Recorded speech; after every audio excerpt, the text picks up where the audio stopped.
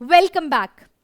आज की वीडियो में हम डिस्कस करने जा रहे हैं एक बहुत ही इंपॉर्टेंट टॉपिक जिसने पूरे देश में तहलका मचा रखा है, वक्फ amendment bill.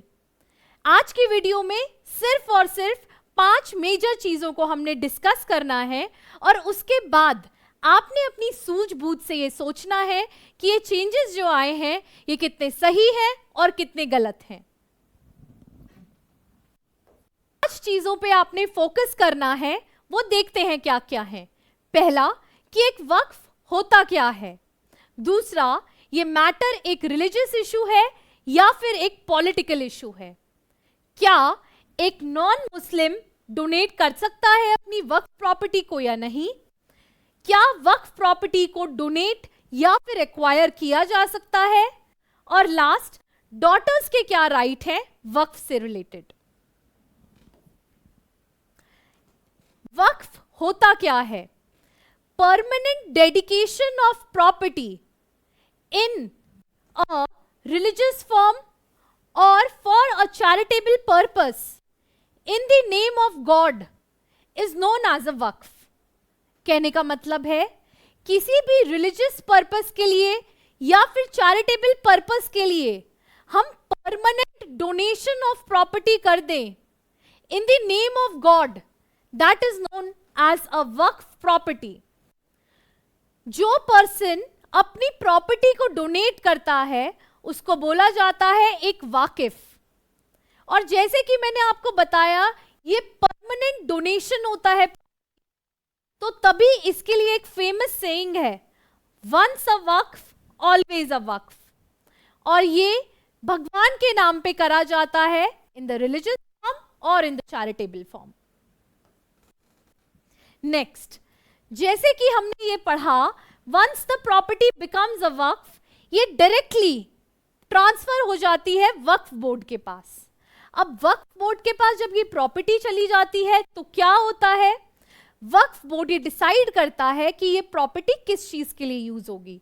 For example, mask बनाने के लिए, कब्रिस्तान बनाने के लिए, स्कूल बनाने के लिए, किस पर्पस के लिए, depending upon the need. Decisions जो लिए जाते हैं वक्फ प्रॉपर्टी के लिए, उसके लिए एक केयर टेकर या फिर एक मैनेजर अपॉइंट करा जाता है और उनको कहते हैं एक मुतावली। मुतावली आंसरेबल होता है स्टेट वक्फ बोर्ड को। मुतावली इस प्रॉपर्टी को ना ही सेल कर सकता है, ना ही किसी भी तरीके से ट्रांसफर कर सकता है किसी को भी।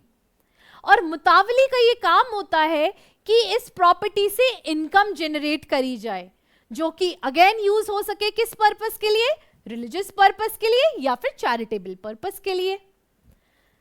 मुतावली जो भी ये इनकम जनरेट करवाते हैं वक्फ प्रॉपर्टी से, ये टोटल इनकम जितनी भी जनरेट होती है उसका 7% ट्रांसफर होता है डायरेक्टली स्टेट वक्फ बोर्ड को। स्टेट वक्फ बोर्ड क्या है? इंडिया के हर स्टेट में अपना अपना स्टेट वक्फ बोर्ड है। मेंबर्स जो भी स्टेट वक्फ बोर्ड के होते हैं वो अपॉइंट करे जाते हैं स्टेट गवर्नमेंट के द्वारा। सेंट्रल लेवल पे एग्जिस्ट करता है एक वक्फ काउंसिल जिसके मेंबर्स अपॉइंट होते हैं सेंट्रल गवर्नमेंट के द्वारा। और अगर कोई भी मैटर डिस्प्यूट में आता है इस प्रॉपर्टी से रिलेटेड, तो वक्फ ट्राइब्यूनल के पास ये मैटर्स जाते हैं इसको रिजॉल्व करने के लिए। और सारे मैटर्स जो भी आए हैं वो गवर्न होते हैं वक्फ एक्ट 1995 से। नेक्स्ट, वक्फ से रिलेटेड जो भी लॉज बने हैं वो देखते हैं क्या है। पहला लॉ जो आया था वो था मुसलमान वक्फ वैलिडेशन एक्ट 1913 का। फिर आया द वक्फ एक्ट 1954 का। लास्टली द वक्फ एक्ट 1995 का। अब आप ये देख रहे होंगे, टाइमलाइन देख के आप समझ रहे होंगे कि इतनी बार इसमें चेंजेस क्यों हुए हैं। पर्पस तो एक ही है, वक्फ प्रॉपर्टी से रिलेटेड मैनेजमेंट एडमिनिस्ट्रेशन का। तो हम ये समझ सकते हैं इतनी बार चेंजेस आए हैं तो कुछ ना कुछ लूप होल्स रहे होंगे और उन्हीं लूप होल्स को भरने की कोशिश करी गई होगी। तो 1995 के एक्ट से गवर्न हो रही थी सारी वक्फ प्रॉपर्टीज। अब आपने देखा होगा कि ये इतनी बार जो चेंजेस आए हैं, अलग अलग एक्ट्स बन के आए अलग अलग टाइम ड्यूरेशन में, इनमें कुछ ना कुछ तो लूप होल्स रहे होंगे ना, जिसकी वजह से ये टाइम टाइम पे चेंज होके आते रहे। तो 1995 के एक्ट आ जाने के बाद भी कुछ लूप होल्स लगे, तो इसी वजह से एक सच्चर कमेटी रिपोर्ट बनाई गई इन द ईयर 2005। अब इस रिपोर्ट में कुछ चीजें डाली गई जो कि थी एनालाइज करने के लिए कि मुस्लिम पॉपुलेशन का सोशल, एजुकेशनल और इकोनॉमिक स्टेटस और कंडीशंस चल क्या रही हैं। 2006 में इस रिपोर्ट को सबमिट करा गया था और इस रिपोर्ट में एक अलग सेक्शन था, status and potential of Waqf properties. माने कि इसमें बताया गया कि वक्फ प्रॉपर्टीज कितने एरिया ऑफ लैंड में है, जैसे कि 6 लाख एकर्स ऑफ लैंड बताया गया कि इतने लैंड में सिचुएटेड है। टोटल रजिस्टर्ड वक्फ्स हैं 4.9 लाख, मार्केट वैल्यू उनकी है 1.2 लाख करोड़ और उनकी बुक वैल्यू है 6,000 करोड़ की। पर इसमें एक इंपॉर्टेंट देखने वाली चीज ये थी कि इतनी प्रॉपर्टी होने के बाद, इनकी इतनी वैल्यू होने के बाद भी ये प्रॉपर्टीज जो अपना एनुअल इनकम जनरेट कर रही थी वो सिर्फ था 163 करोड़ का, जिसको अगर हम परसेंटेज में देखें तो सिर्फ रेट ऑफ रिटर्न था 2.7% का।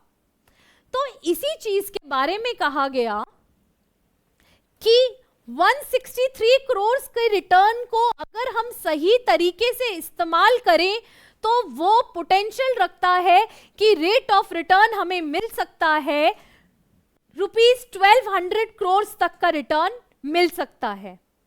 तो इसीलिए सच्चर कमेटी रिपोर्ट ने एम्फसाइज करा कि वक्फ प्रॉपर्टीज का जो पोटेंशियल है उन्हें मैक्सिमम यूज करा जाए ताकि सोशियो इकोनॉमिक डेवलपमेंट और एजुकेशनल डेवलपमेंट भी साथ में हो सके मुस्लिम कम्युनिटी के लोगों का। अब सच्चर कमेटी ने अपनी 5 रिकमेंडेशंस दी, वो थी स्ट्रिक्टर रूल्स के लिए ताकि बेटर मैनेजमेंट हो सके वक्फ प्रॉपर्टीज का। सेकंड, ज्यादा से ज्यादा डिजिटल रिकॉर्ड कीपिंग का प्रोविजन यूज किया जाए ताकि पूरा डेटा रहे कहां क्या कितनी चीज यूज हो रही है।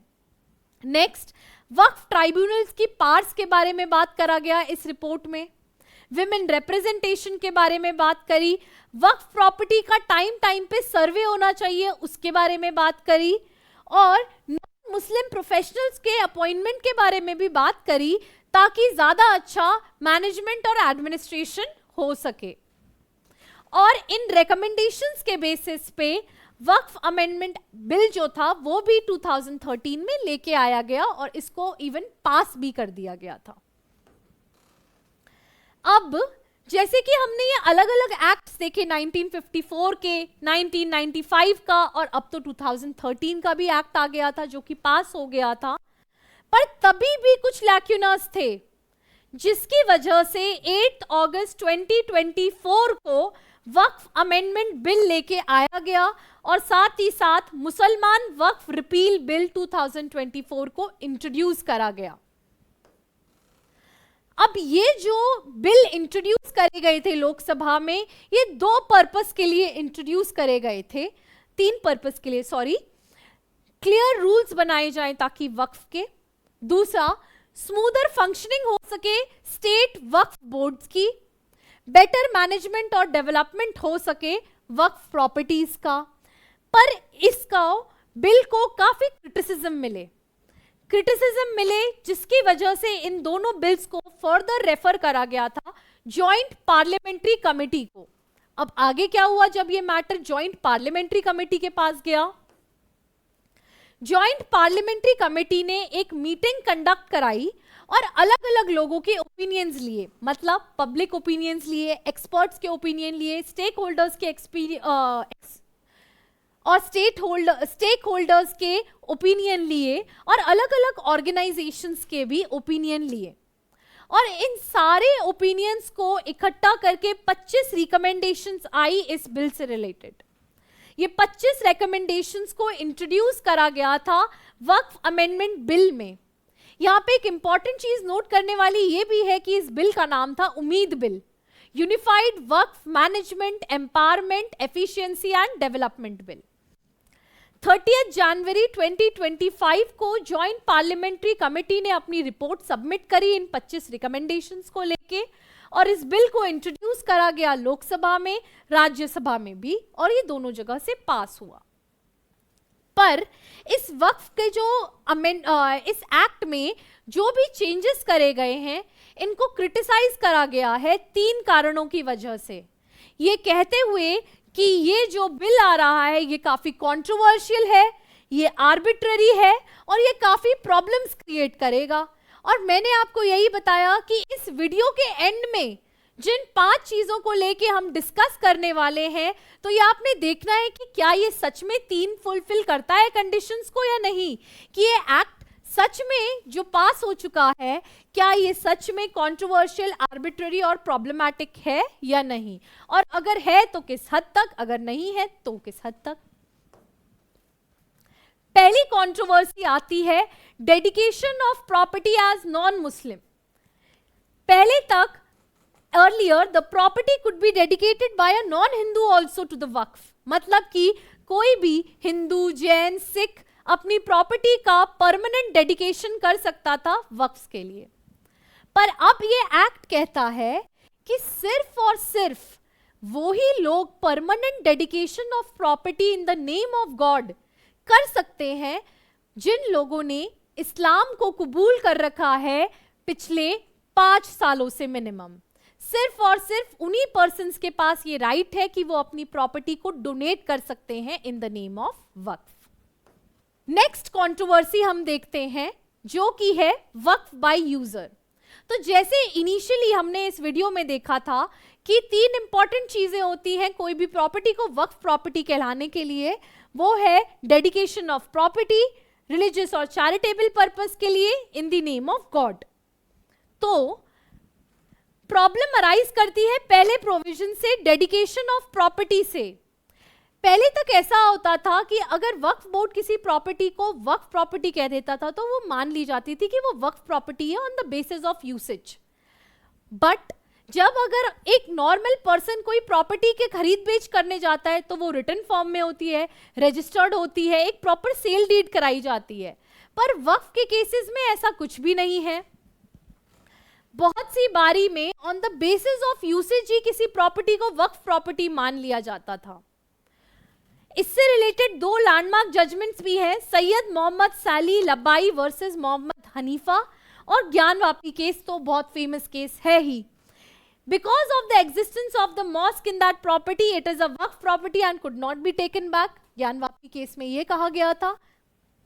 Now this concept has been completely removed. अब इस कॉन्सेप्ट को बिल्कुल हटा दिया गया है, अबॉलिश कर दिया गया है।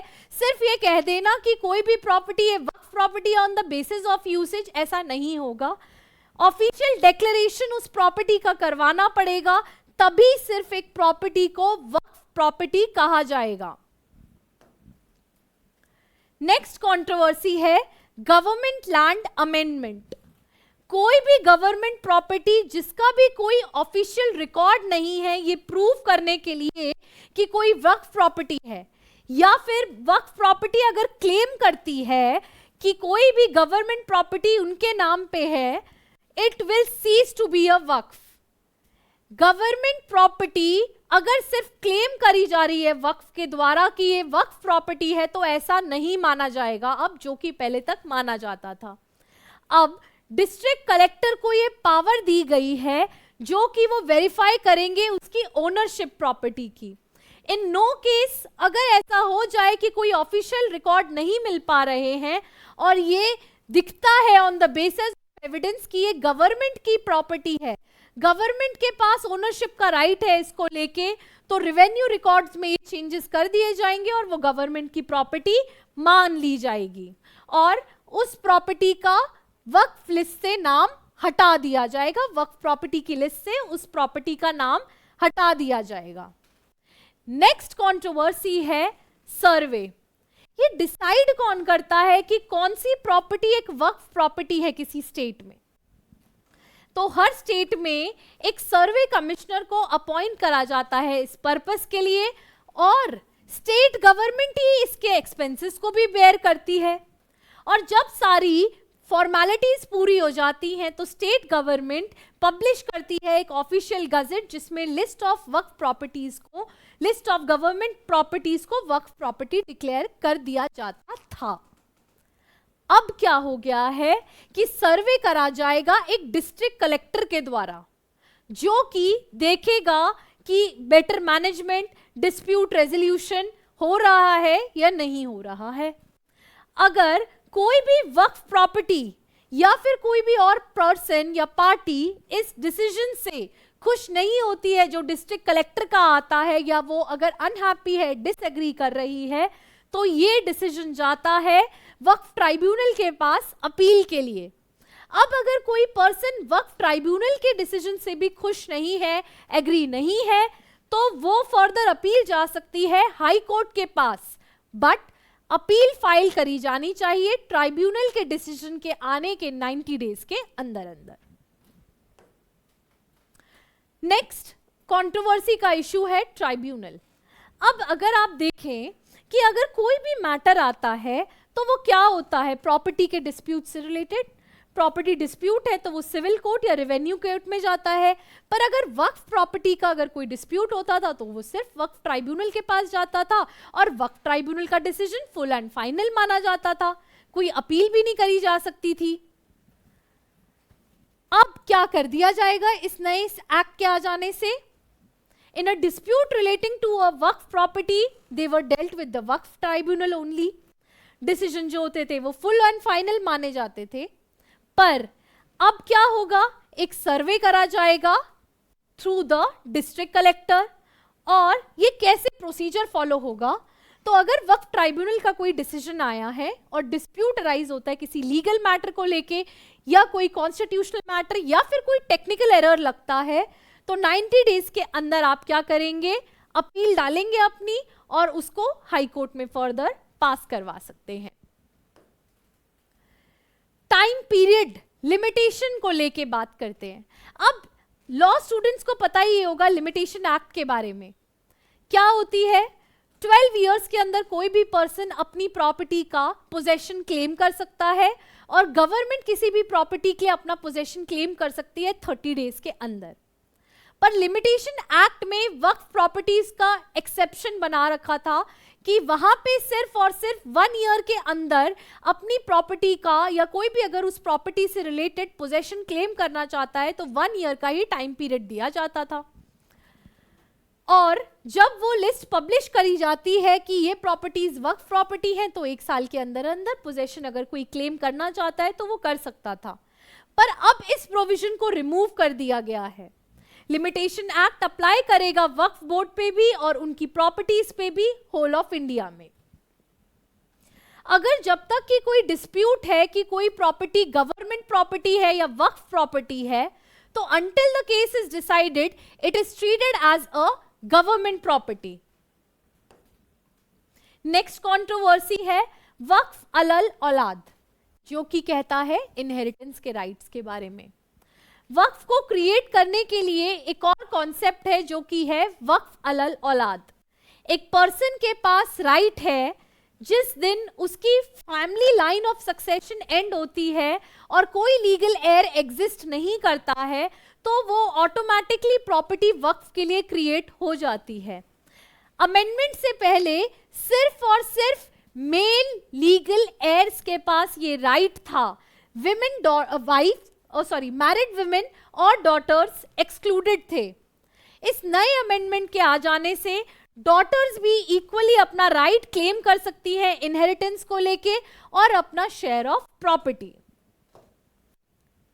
अब जो हमने बात करी है वक्फ बोर्ड और वक्फ काउंसिल के बारे में। वक्फ बोर्ड क्या करता है, स्टेट से रिलेटेड मैटर्स देखे जाते हैं, और वक्फ काउंसिल सेंट्रल लेवल पे वर्क करता है।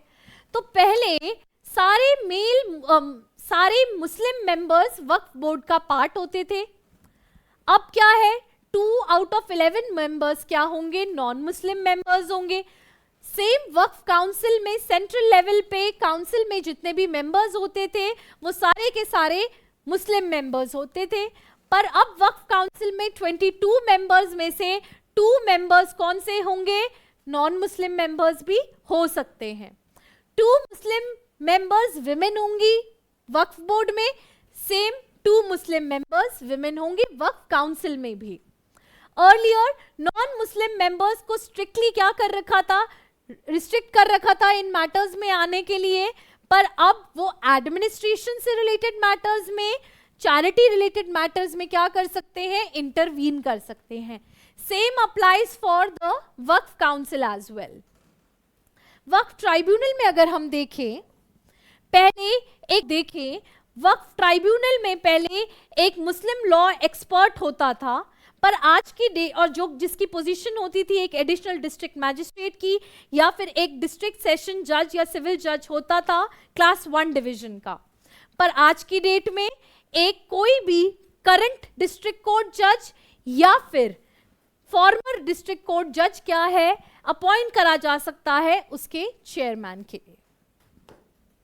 Next important question, whether religious issue और प्रॉपर्टी इशू, ये जो पूरा मैटर है ये एक रिलीजियस इशू है या फिर एक प्रॉपर्टी का इशू है।